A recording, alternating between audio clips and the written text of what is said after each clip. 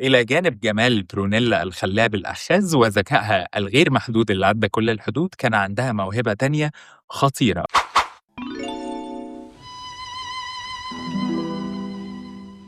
كان يا مكان في قديم الزمان وفي مملكة بعيدة عاش ملك طيب وعادل حياة غير سعيدة بالمرة. الراجل ده كان عنده مشكلة كبيرة جدا اسمها برونيلا الأميرة وبنته الوحيدة وقرة عينه، الحاجة الوحيدة اللي طلع بيها من الدنيا بعد وفاة الملكة مراته الله يرحمه. أما مرت السنين وبرونيلا كبرت وخراط البنات خدها خرطتين رايح جاي وبقت عروسة عقبال عندكم، والملك كبر في السن وصحته تدهورت وما بقتش زي الأول. كانت أمنيته الوحيدة في الدنيا دي كلها إنه يطمن على بنته حبيبة قلبه قبل ما يودع ويفيص ويموت. في القصص الخيالية والفيري تيلز أحيانا كتير قوي بنبالغ في وصف الجمال، بس برونيلا لا، مفيش في جمالها اتنين، وده كان السبب الرئيسي في اصطفاف الأمراء من كل حدب وصوب وكل أنحاء البلاد بالطوابير وقدام باب قلعته، كلهم جايين عشان خاطر حاجة واحدة بس، طلب ايد برونيلا. وعلى قد ما برونيلا كانت غاية في الجمال، على قد ما كانت غاية في الذكاء والنباهة والثقافة والدقدقة والحداقة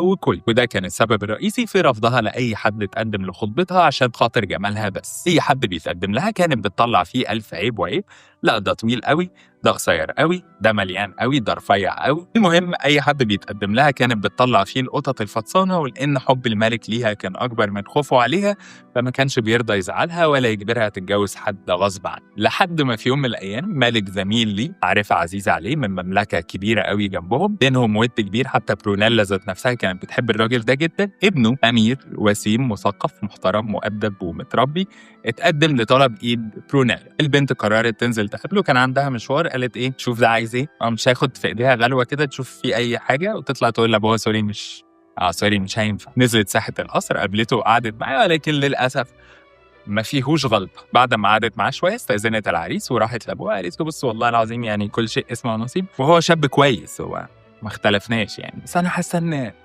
بشرته ناعمه قوي. مالك قال لها اختشي يا بت، ايه اللي ايه اللي بتقوليه ده، الراجل ما يابوش الا جيبه وطول بس. معروف بعد إلحاح شديد من الملك هتقرر إنها تديله فرصة تحكم على شخصيته بنفسها، ولو حست أو وراها إنه عايز يتجوزها لأي حاجة غير شكلها كان بها. ما حصلش يبقى يا ابن الناس زي ما دخلنا بالمعروف نخرج بالمعروف، وأنت من سكة وأنا من سكة. الملك طار من فرحة أخيرا ممكن يخلص منها، عمرها ما وافقت تدي لحد فرصة. خد بعضه وراح للأمير قال له على طلب برونيلا وعرض عليه يستضيفه عندهم في القصر إقامة all inclusive خلال المدة دي. والأمير ابن الحلال وافق ورحب بالفكرة جدا. إلى جانب جمال برونيلا الخلاب الأخاذ وذكائها الغير محدود اللي عدى كل الحدود، كان عندها موهبة تانية خطيرة غاية في الخطورة، ألا وهي السحر. من صغرها الملكة الله يرحمها والملك اكتشفوا قوات بنتهم السحرية اللي كانت بتكبر يوم عن يوم، وأما البنت كبرت شوية وفهمت طلبوا منها إنها تخليها سر، لأن لو خبر زي ده خرج للعلن هيشكل خطر كبير جدا عليه، لدرجة إن وصية أمها الوحيدة ليها على فراش الموت كانت إنها تخلي موضوع قواتها السحرية ده سر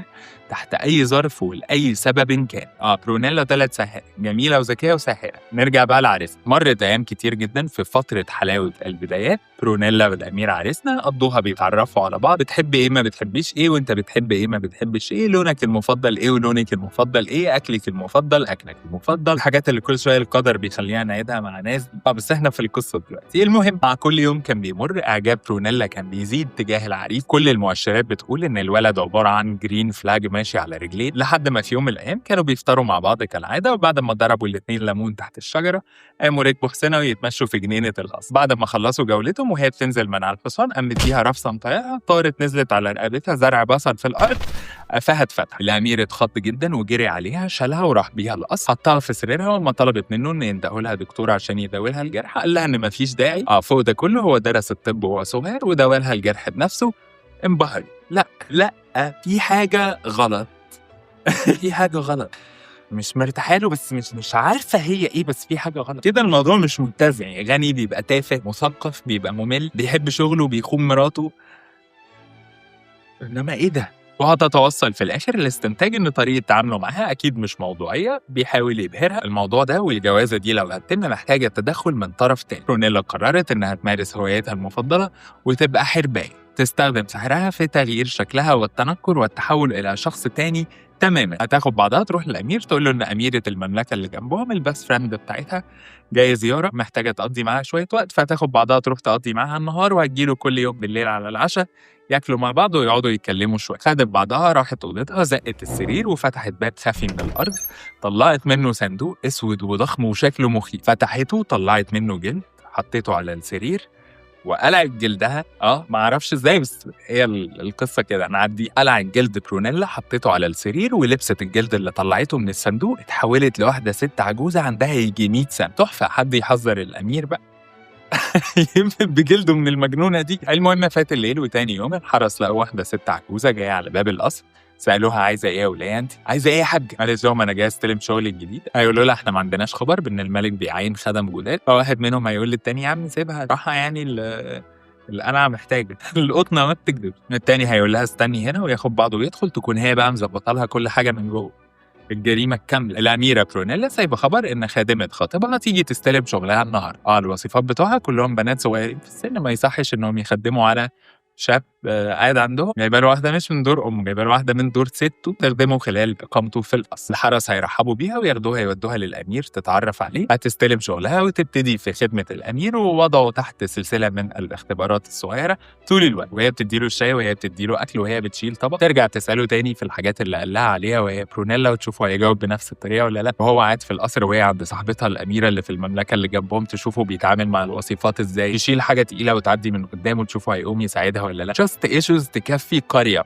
بنت الناس طب ما تفضيها سيره يعني. انا مش مضايقني غير اني حاسس اني متفاهم موقفها والله العظيم. المهم مرت الايام والاسابيع وهي بتخدمه طول النهار وتختبره كالست العجوزه، وبعدين تاخد بعضها وتروح اوضتها تغير جلدها حرفيا، وتنده الوظيفه بتاعتها تيجي تزوقها وتلبس احلى فستان عندها، وتاخد بعضها وتاخد الوظيفه وتنزل تقعد تتعشى معاه كل يوم. مع كل يوم كان بيمر اعجاب برونيلا والامير ببعض كان بيزيد شويه، ومع كل يوم كان بيمر حقد الوظيفه بتاعت برونيلا عليها والغل منها كان بيزيد شويتين. مش كفايه انها غنيه واميره بنت ملك، لا دي خدت كمان الجمال والذكاء والشباب، مش الشباب الصغر في السن، الشباب. لحد ما في يوم من الأيام الوظيفة دخلت ترتب أوضة برونيلا في غير ميعادها، لقت جلد على الأرض. اترعبت من المنظر، واترعبت أكتر لما مسكته فردته ولقيته جلد، ولكن فضولها لسبب ما خلاها تحاول تلبسه. بمجرد ما الوظيفة لبست الجلد حست بجسمها كله بيتغير، وما خدت بعضها وراحت بصت في المراية لقت نفسها برونيلا. الناحية التانية كالعادة اليوم خلص وبرونيلا ودعت الأمير وخدت بعضها رجعت أوضتها. أول ما دخلت وما لقيتش جلدها اترعبت، قلبت الأوضة يمين وشمال، تبص تحت السرير، تبص تحت الدولاب، تبص ورا الباب، في الأدراج والظرف، مفيش فايدة، الجلد فص ملح ودم. طلعت تجري على أوضة الوظيفات تسألهم لو حد دخل رتب أوضة الأميرة وهي مش موجودة، لقيتهم كلهم موجودين ما عدا واحد. وما سألت عليها قالوا لها إنها راحت تحضر العشاء للأمير والأميرة برونيلا. خدت بعضها وطلعت تجري على أوضة السفرة، لقيت الأمير قاعد بيتعشى مع الأميرة حبيبة قلبه برونيلا. منع للخبطة، محتاجين نغير اسم برونيلا الوظيفة لحاجة تانية، يعني نسميها جودزيلا. برونيلا وجودزيلا. أميرة اتصدمت وخدت بعضها وطلعت تجري على أوضة الخادمة العجوزة، اترمت في السرير ودموعها على خدها. حبيبها راح ومستقبلها ضاع، وفضلت تعيط لحد ما حسيتش بنفسها وراحت فين. تاني يوم صحيت على صوت زغاريط وأفراح في القلعة كلها. وأما سألت الخدم إيه الهيصة بالزنبليطة اللي هم عاملينها الصبح دي، قالوا لها إن الأميرة برونيلا أخيرا وافقت تتجوز، والفرح كمان 3 أيام. دي ليلة جودزيلا يا بنت. برونيلا هتتصدم ويجيلها انهيار عصبي، تقف في وسط القلعة تقعد تصوت وتقول لهم أنا برونيلا، أنا الأميرة الحقيقية، دي نصابة. ولكن طبعا ما حدش هيصدقها، الناس هتفتكرها خرافة. كلام إيه ده يا ولاد؟ خرافة تقولي إيه؟ أنتِ ما خدتيش الدواء امبارح ولا إيه؟ أنتِ إيه اللي حصل؟ ما كنتِ كويسة؟ إحنا برضه ما حدش كان فاهم ليه واحدة ست عجوزة، ليه نجيب واحدة ست كبيرة في السن كده إيه نبهدلها في الشغل. وأما الخبر يوصل لجودزيلا تؤمر برميها بره القلعة، مش عايزين إيه مش عايزين مخدرات هنا. سحر ايه وكلام فاضي ايه دي وليه خرفان. اول ليله في ال3 ايام والكل مشغول في التحضير لاهم فرح في تاريخ المملكه كلها. برونيلا كانت بتاخد بعضها وتتسلل جوه القلعه، تروح تقعد مع الامير، تقعد تعيد له نفس الكلمتين، والله العظيم انا برونيلا دي نصاب، مش فاهمه والله العظيم انت ازاي مش مصدق، هكدب ليه يعني، هكدب ليه كده برضه كده ما تصدقش برونيلا حبيبتي امير بس عليك والله العظيم اخس. ولان الامير كان بيحب الخادمه الست العجوزه بتاعته جدا كان بيشفق عليها ويقول خلاص مخها فوت، يقعد يسمعها ويتكلم معاها شويه لحد ما تبطل العياط، بعدين يطبطب عليها ويستأذنها ويقوم. تاني ليلة نفس الكلام والكل مشغول في التحضير للفرح. اتسللت جوه القلعة وخدت بعضها دخلت أوضة الأمير، قعدت تعد له نفس الأسطوانة.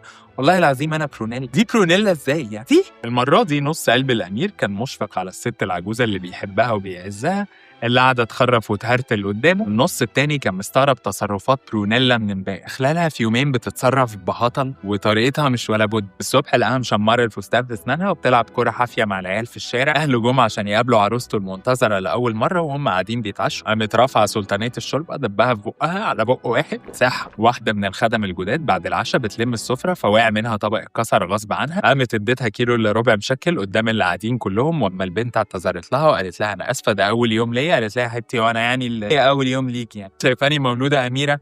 ما كلنا كنا خدم. المهم الامير فضل يتكلم مع برونيلا ويسمعها ويطبطب عليها لحد ما خلصت عياط واستأذن وخد بعضه ومشي. تالت ليله قالت ما بدهاش بقى، قامت واخده بعضها ومتسلله داخله جوه القلعه. راحت اوضته اعتذر لها وقال لها ان الوقت مش مناسب خالص وان فرحه كمان ساعه، يعني ممكن تعدي عليهم بكره تقعد تعيط وتقوق براحتها، بس دلوقتي في اللحظه دي هو محتاج يجهز للفرح. فبرونيلا هتقول له اديني فرصه واحده بس اثبت لك ان انا مش كدابه، انا عايزاك تسالها عن الثلاث غرز اللي في قفاه، فاكرهم؟ انت مخيطهم بايدك. الامير وافق وطلب من الخدم يندهوا له عروسته لكلمه عن انفراد قبل عقد قرانهم. والاميره المزيفه خدت بعضها وراحت للعريس. دخلت عليه الاوضه قالت له ده فال وحش انك تشوفني بالفستان قبل الفرح بس خير يعني، ايه اللي مش قادر يستنى قوي كده؟ وساعتها الامير سالها عن التعويره اللي في قفاها. تعويره في قفاها ده نادهلي، سايبه الميك اب ارتست في الاوضه نادهلي مسيبني اللي ورايا واللي قدامي عشان تقولي ايه اللي معارك في قفاكي؟ تعويره ايه اللي في قفاكي؟ تعويره في قفاك انت، تعويره ايه اللي في قفاك؟ انت مجنون؟ الامير هيقول لها متاكده؟ طب ما تبصي في المرايه كده.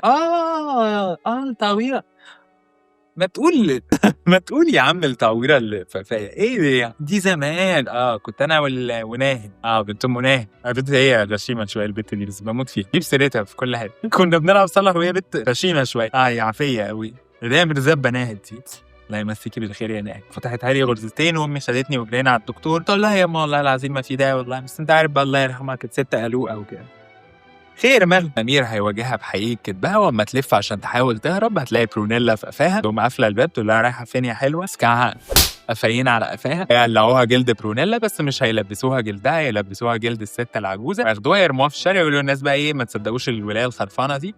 كانت بتقول على نفسها كانت بتقول على نفسها الاميره برونيلا من يومين. ايا كان اللي تقوله ده بقى ما تصدقوش الولايه المجنونه دي. ارموها بره في الشارع شكلها خرفت وبرونيلا يرجع لها شكلها ومع عريسها تحضر فرحها ويتجوزوا ويخلفوا ويعيشوا في تبات ونبات ويخلفوا صبيان وبنات وتوته توته. خلصت الحدوته. باي.